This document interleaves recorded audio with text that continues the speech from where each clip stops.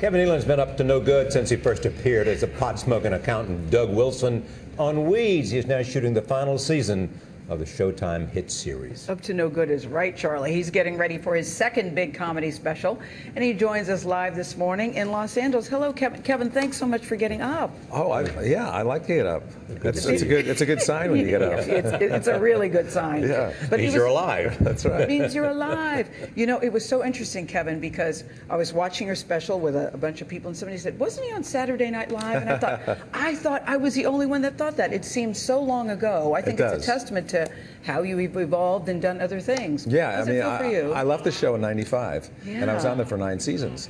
And that was the big part of my life back then, of course. And then time has gone by, and I've done other things since then. But we were saying earlier, a lot of people don't know that I was on Saturday Night Live. Yeah. Younger people just know me from Weeds, and they don't know Saturday Night Live. And is it a good thing to be known as Weeds? Because your character, as Charlie says, is always up to no good. Yes, he smokes a lot of dough. A lot of pot, although we smoke honey rose herb on the show. Okay. It's not really pot. Yes.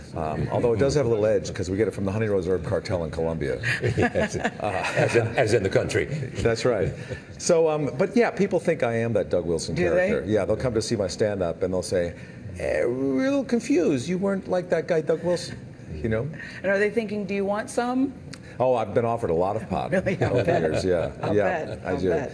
But it's a fun show to be on. It's had a nice run. We've been on it for 8 seasons, and I work with some great people and great writers, and it's just come time to end it. We've run out of pot. How do you balance it with stand-up, when you do stand-up, where you do stand-up, and the shooting schedule of Weeds? Well, you know, the thing with the Weeds is great because we only work 3.5 months. We only do 13 shows a year. And I've been very fortunate because I'm not just an actor.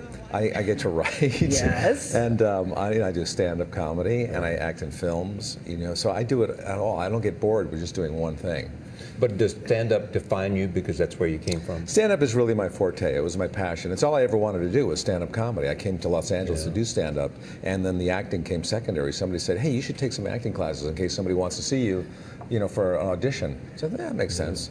And then the rest came from that. I think it's so hard, though, Kevin, to make people laugh. I was watching your stand-up, your special coming up with a bunch of people, and we were cracking up. Don't you think it's hard, though, to make people laugh?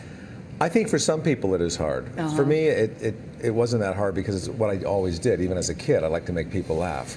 I think it's hard to sing. Yeah, your humor comes from where? Just mostly up here. Voice. Does it come from your parenting experiences? Yeah.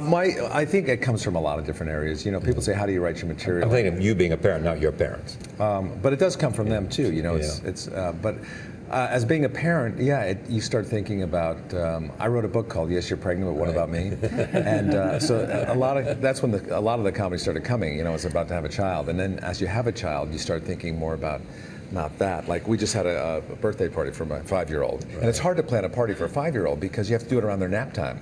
You know? Yes. And my parents were out visiting. They're in their 80s, and they wanted to be here for the party. So I had to find. You know, he napped at 2 o'clock every day. I had to find out when his friends at school took their naps, and then I had to find out when my parents napped, which is most of the day. Yes. And then I power nap at 3 o'clock every day. So I had to plan the party. When was this party? It was at 7 in the morning. We had it. Did everybody show up? They did show up. They were all wide awake, and then they all left to take a nap. You know what was so great too about the tape is that you draw from relatable things. Like at Target, you're saying when you go to Target, Charlie, next time you go, do not wear what color shirt? Never Kevin? wear a red shirt. I thought that'd be red because that's their color. Yeah, I don't mind helping people, but you know, every 2 seconds, where's the pots? Where's Yes, the brooms? And you say, "I'm sorry, I don't work here." Yeah, I'm sorry, I'm looking for stuff too.